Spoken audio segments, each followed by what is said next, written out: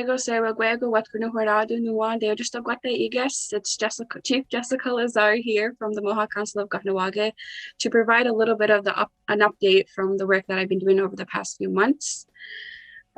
It's been a whirlwind of an adventure being in my first term at the Mohawk Council of Kahnawake, and it's definitely been extremely mind-opening experience.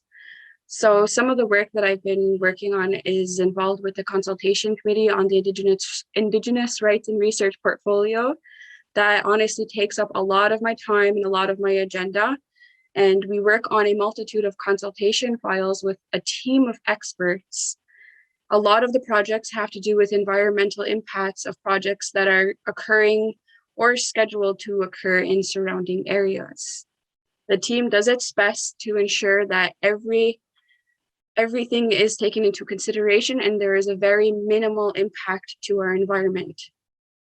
As well, an interesting part of this this consultation team or the consultation files is the traditional land use and the requests that we get for how we use the land that we're talking about and what kind of activities do we do. So we have a team that's working on determining what those roles are, determining what those activities are, and determining what the areas are. And it's just in the preliminary stages, so that I'm sure that there's going to be more to come towards the community to ask for help and involvement and participation in trying to, I guess, assert our rights over the use of the land and trying to demonstrate our rights with hunting and harvesting practices.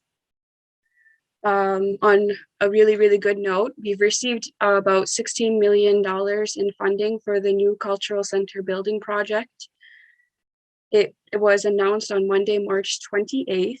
And thanks to the dedication and hard work of many folks, but especially to Lisa Phillips and Trina Daibo, who have really put their heart and their spirit into the project to get it to where it is today. So definitely more to come with this project in the coming months and more announcements to come. As for the table, the work that we've been doing, we've been engaging with the traditional bodies as best to our abilities to develop and maintain a good relationship with other leadership roles in the community. The reasoning for this is to work on the communication and understanding of the work that MCK has been doing and is undertaking, but also to talk about the interests and concerns of everyone that's in our community. Kahnawà and myself have been invited to 2 different high schools as well over the past few months.